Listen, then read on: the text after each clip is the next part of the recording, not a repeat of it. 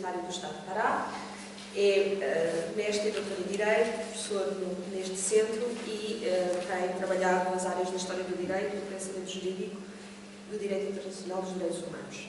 A sua comunicação nos vai apresentar agora, está com o título A Separação entre Jurisdição Temporal e Espiritual no Pensamento de Francisco Soares e as Bases das Relações da Filosofia Política Moderna. Muito obrigada pela sua presença. Bom dia a todos. Eu gostaria de agradecer a organização deste evento, os nomes da professora doutora Ana Foto, professora doutora Margarida Seixas, especialmente, pela oportunidade de aqui estar. E a todos os presentes, meu Miguel, colega de mesa. Eu gostaria de explicar no início, pedindo a vossa vênia, que não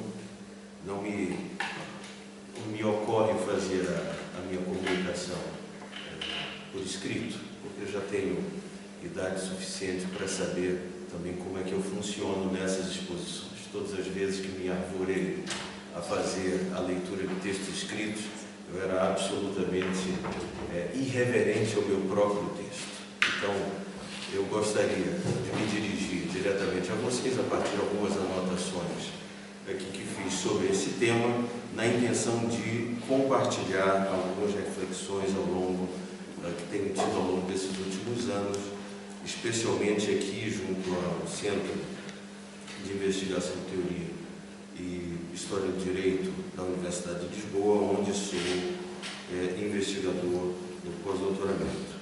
O tema sobre Francisco de Soares e a separação entre jurisdição temporal e espiritual, eu pretendo endereçar a voz da seguinte forma: uma pequena contextualização no universo do humanismo e problemas apontados a respeito desse humanismo ibérico, especialmente por dois autores, o Anthony Perden e o Quentin Skinner. Precisamos superar algumas destas críticas sobre o humanismo ibérico para o ponto seguinte, que diz respeito à razão de Estado dentro do pensamento florentino e razão de humanidade, onde vamos encontrar este pensamento ibérico e, na sequência, dado o tempo que nos foi dado aqui, a defensa fide católica, onde eu pretendo situar dos elementos de originalidade dos argumentos de Soares a respeito da separação entre jurisdição temporal e jurisdição espiritual.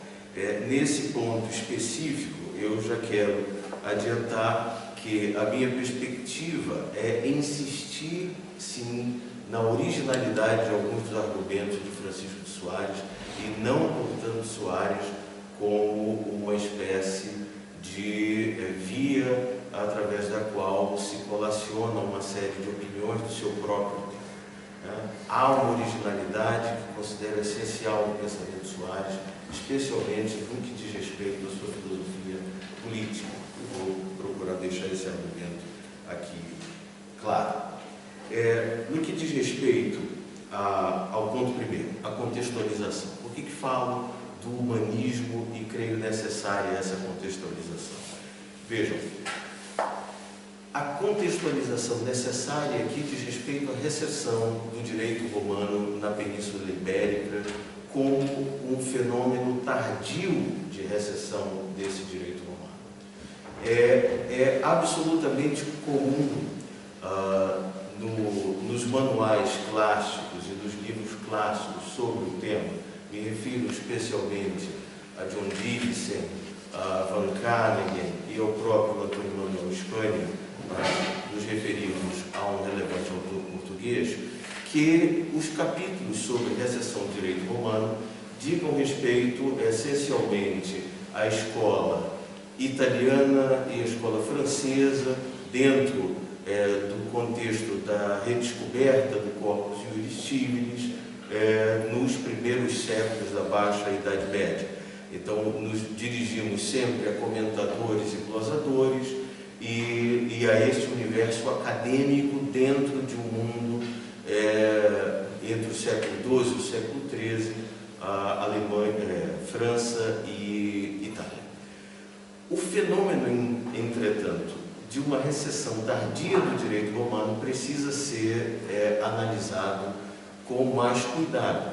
Quero dizer, há uma outra recessão do direito romano para além daquele parâmetro que foi academicamente estabelecido entre comentadores e glosadores. E a Península Ibérica viverá este fenômeno de recessão entre os séculos XV e o século XVI. E não é uma recessão dirigida ao padrão ou aos paradigmas que usualmente são estudados no que diz respeito à recessão bolonhesa, por exemplo. Porque não se dirige ao direito civil, especificamente, nem à pretensão da criação de um direito real, mas sim a um outro tipo de modelo, que é a construção de uma visão comunitarista a partir especificamente do ius gentium. Mas é uma recessão. E nós temos estudado menos isso em função de uma história que nos é contada a partir de uma outra perspectiva que não é propriamente a perspectiva da tradição ibérica. Esse fenômeno eu considero absolutamente importante porque ele nos traz à tona dois elementos valiosos. O primeiro é considerar que, além de glosadores e comentadores, há um outro grupo de intelectuais, também acadêmicos, com outro tipo de perspectiva e objetificando outros pontos a serem reconstruídos a partir também do estudo acadêmico sobre o direito romano, mas com outras finalidades que não são as mesmas finalidades dos pensadores como o Bartolo de Sassoferrato ou Acúrcio antes dele. Mas são autores desta tradição de recessão, mas num outro capítulo da recessão. Isso, desde logo, significa para nós que a história da recessão do direito romano na Europa precisa ser contada com um capítulo a mais. Está faltando um capítulo extremamente relevante nesse fenômeno, que é precisamente a recessão dentro da Península Ibérica, mas não no direito civil e não na perspectiva de construção de um direito nacional, mas sim na perspectiva da construção de um outro direito para além do nacional, que é um direito baseado nas perspectivas da Comunitas Orbis ou do Totus Orbis. Isso influencia decisivamente a maneira como a história do direito nos é contada nos países de tradição ibérica. E isso envolve não apenas a própria Península Ibérica, mas como essa história do direito é contada na América Latina como um todo. Então, os livros simplesmente saltam isto. Não há recessão que não seja ligada à Universidade de Paris ou Bolonha. E ponto final. Um outro problema diz respeito à afirmação de Anthony Paquin, também reproduzida por Quentin Skinner. Então, dois autores extremamente importantes da maneira como essa história é contada para todo o mundo, que diz respeito à inexistência ou a um questionamento, um ceticismo sério do que diz respeito à existência de humanismo na Península Ibérica dentro desse universo do final da Idade Média, da Baixa Idade Média e início, portanto, da Idade Moderna. Então, a Península Ibérica não viverá este humanismo, de acordo com esses autores, sem esmiuçar esses argumentos, que não são exatamente o objeto da minha comunicação, mas para ficar pelo menos com o mais importante deles, que é o dirigido diretamente pelo Anthony Paquin, em função da estrita vinculação política entre a Igreja e o Estado nascente, de maneira mais breve, mais precoce que no restante da Europa. Então, esse sendo um fenômeno ibérico propriamente, e essa associação forte, muito estreita, entre a Igreja e esse Estado nascente, faz com que o humanismo aqui não tenha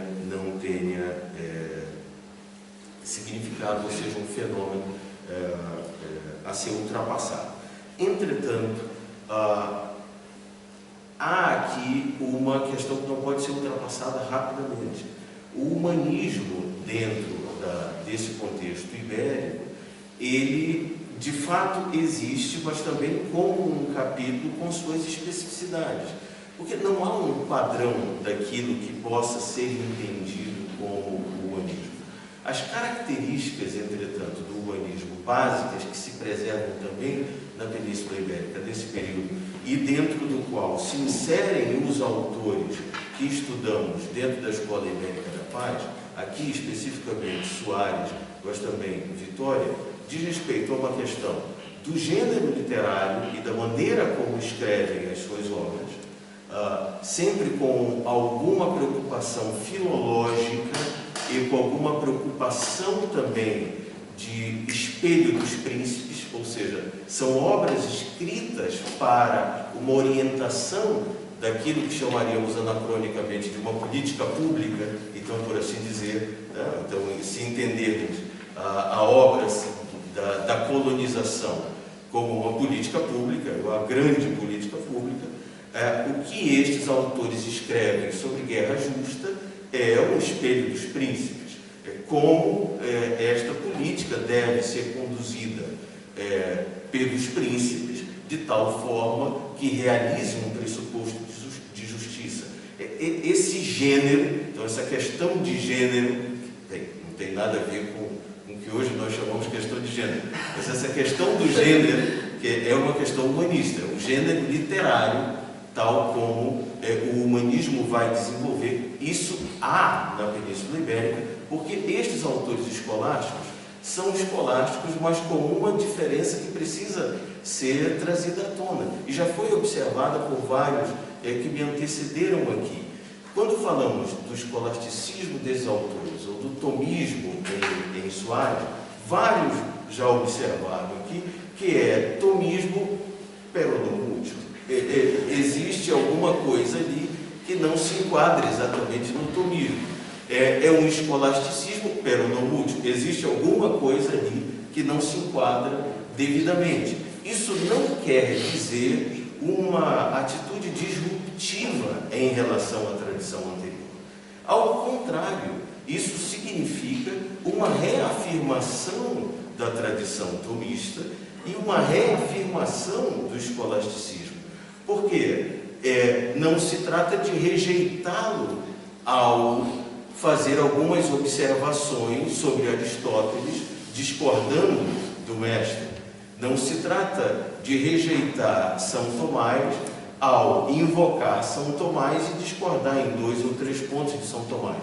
Ao contrário disso, é uma reafirmação da tradição, invocar o autor autoritativo para dialogar diretamente com ele sobre algum ponto. E esse é um caráter do humanismo de matiz, especialmente ibérico, que não pode ser desconsiderado rapidamente. E essa é uma leitura equivocada, portanto, dos autores anglo-saxões a que eu me refiro, especialmente Skinner e Anthony Paglia. Está dizendo, bem, se eu tenho sobre mim a autoridade de São Tomás e por ele a autoridade de Aristóteles, e dentro de um modelo escolástico, então aí não há humanismo. E o humanismo, de uma certa maneira, nessa linha autoritativa, é disruptivo em relação à tradição anterior. E aqui o diálogo com a tradição é humanista também, mas um capítulo específico que precisa ser observado. Esse contexto para minha comunicação é importante, creio, importante, pelo seguinte motivo. Quando nós observamos dentro do humanismo o problema da razão de Estado, que é oriundo de uma discussão muito própria do século XIV, do qual fazem parte diversos autores que se debatem com o problema da autoridade do poder papal, né? Me refiro por exemplo, a Marcílio de Pádua, a Tiago de Viterbo, quando nos defrontamos com contextos dessa natureza, a razão de Estado surge como uma maneira de lidar com o problema, ou as teorias que vão lidar com o problema da separação ou dos limites de poder. E dentro das discussões sobre o limite de poder, a discussão do limite entre o poder papal e o próprio poder temporal. Essa é uma segunda vaga, é uma segunda onda que nasce quase como uma direta consequência do êxito da querela das investiduras. Então, a crise que vai se manifestar no contexto do século XIV, especificamente do século XIV, dentro do qual nasce a discussão forte sobre a razão de Estado, terá como grande contexto cultural o humanismo, quase numa relação direta entre uma e outra, porque a discussão sobre os limites do poder é também uma discussão sobre onde Deus entra na limitação daquilo que são poderes terrenos, são poderes mundanos, digladiando-se uns com os outros. O debate, portanto, sobre razão de Estado, ele tem como uma característica forte no contexto do humanismo, especialmente do humanismo florentino, então, com Maquiavel, com o Francesco Guicciardini, a característica de tratar do problema ex Deus non daetur, como se Deus não existisse. E isso é valioso, porque, vejam, o questionamento também se dá a respeito de um contexto em que Papa e Antipapa batem-se entre si.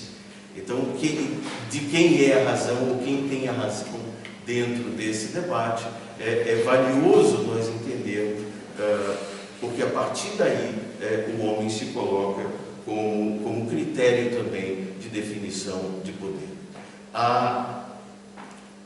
Isso me permite entender de forma mais clara a importância que ocupa na obra de Soares a discussão a respeito do poder como uma característica constitutiva da criação humana e não como um seu adjetivo, como alguma coisa que depois lhe é atribuída ou que depois ele cria.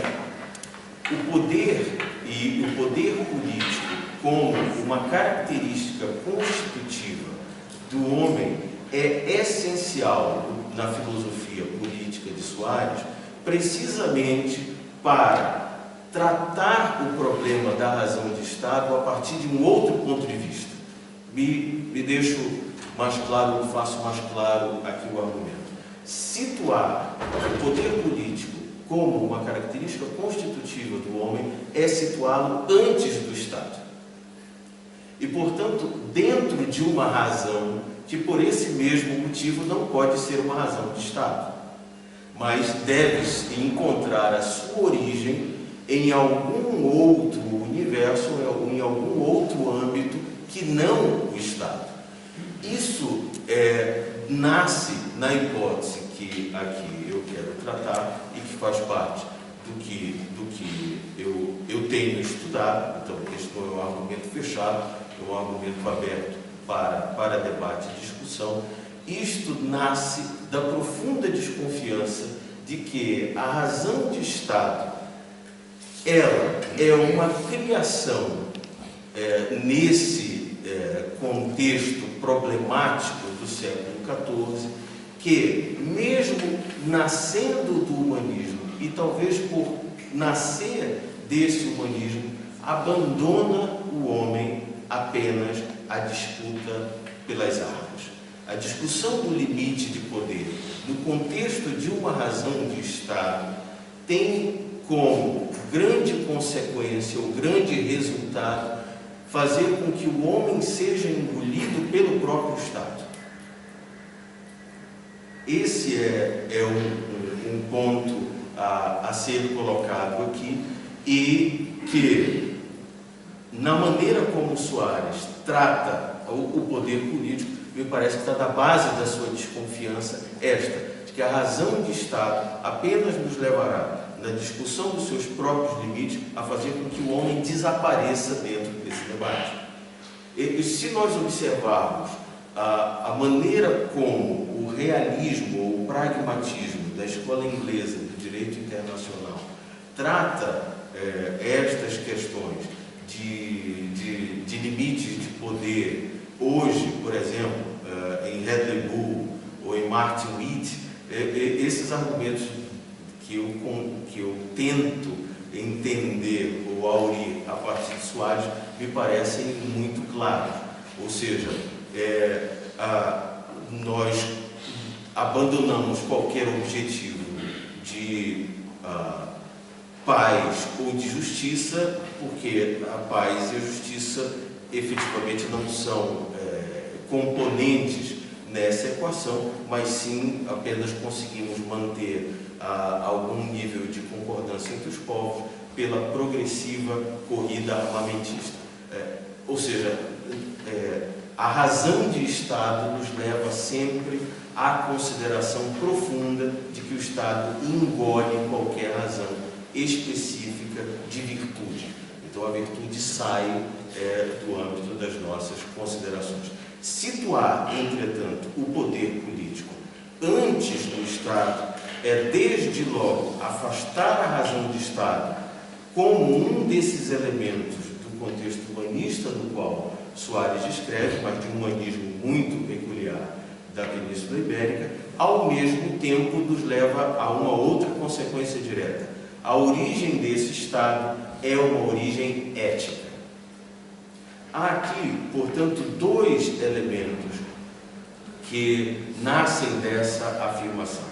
O primeiro, eu já acabei de me referir. Esse Estado, ele tem uma gênese ético-política.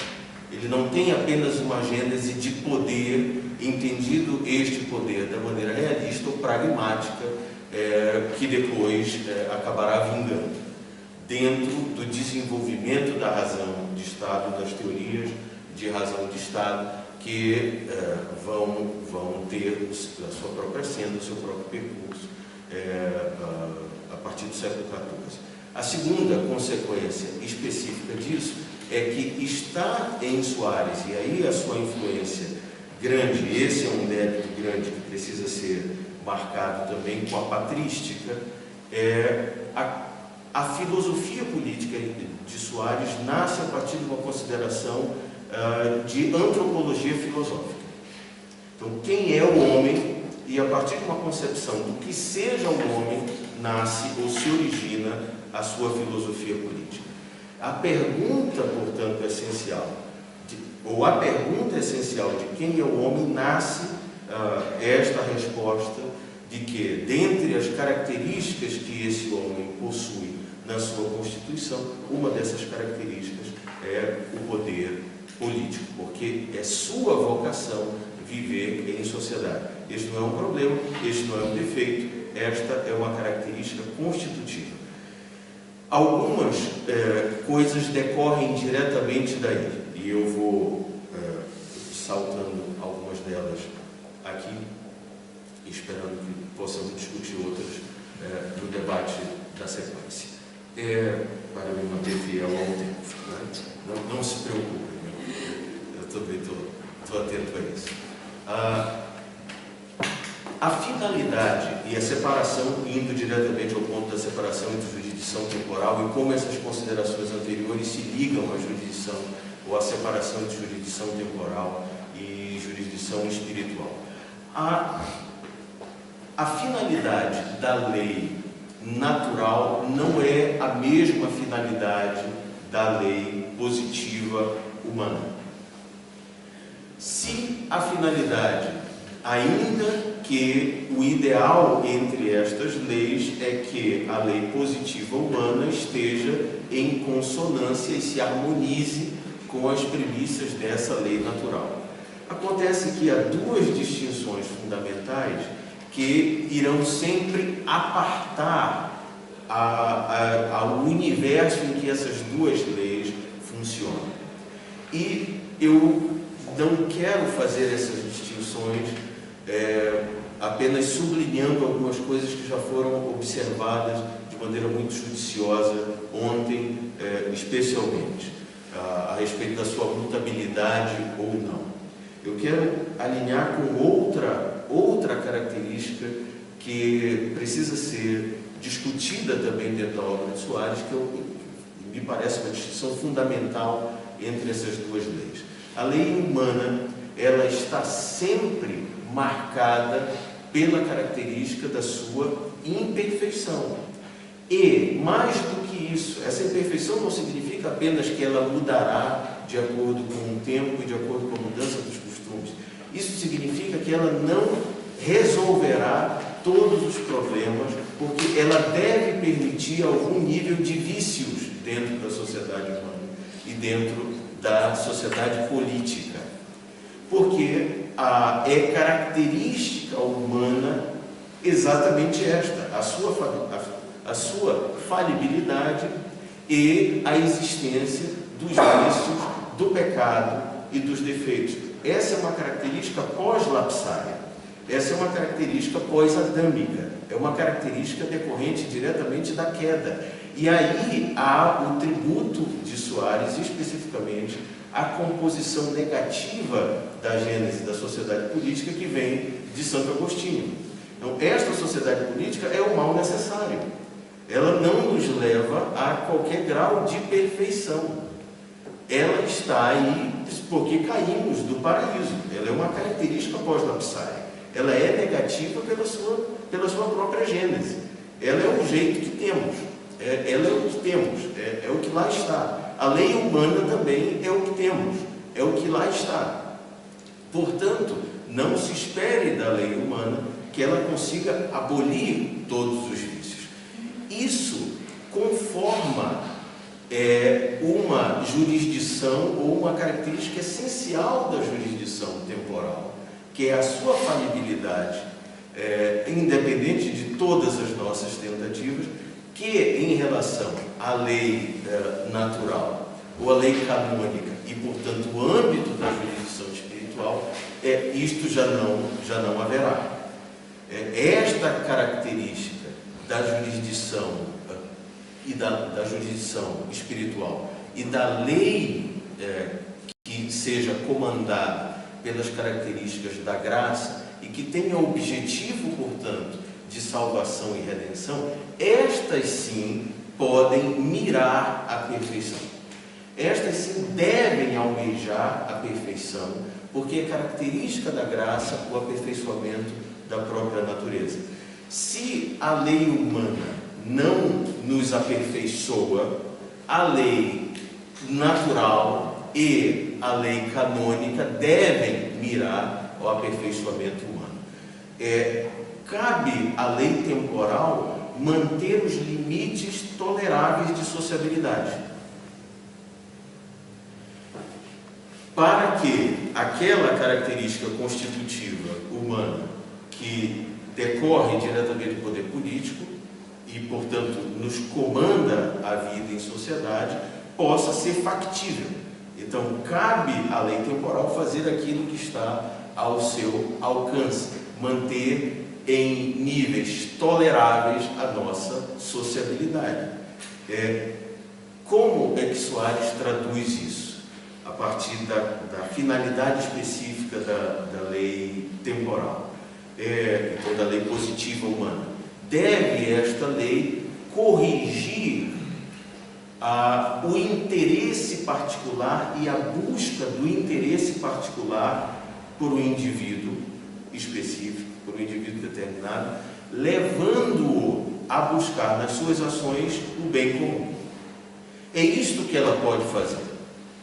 Ela pode corrigir o egotismo, que, portanto, é uma agressão ao dispositivo ético, ou à exigência ética de um poder político, que é sempre um poder para atingir o bem comum e a convivência em sociedade, corrigir isso de acordo com a premissa original que é constitutiva e não é dada pelo Estado. Veja, o Estado obedece a esse elemento antropológico.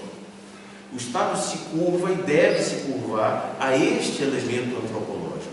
Por isso que não há aí em Soares qualquer coisa que nós possamos dizer de razão de Estado, mas sim um enfrentamento direto daquilo que é razão de Estado, porque ele conduz o Estado à compreensão daquilo que é um dado antropológico constitutivo do homem. Obedecer, portanto, a premissa ética da busca do bem comum, que está íncito na premissa de que o homem é dotado constitutivamente dessa capacidade de viver em sociedade e este poder faz parte dele. Entretanto, a lei natural, esta sim, deve nos conduzir à felicidade. A lei natural, esta sim, deve nos conduzir a um fim último. E é nesse âmbito que buscamos a perfeição.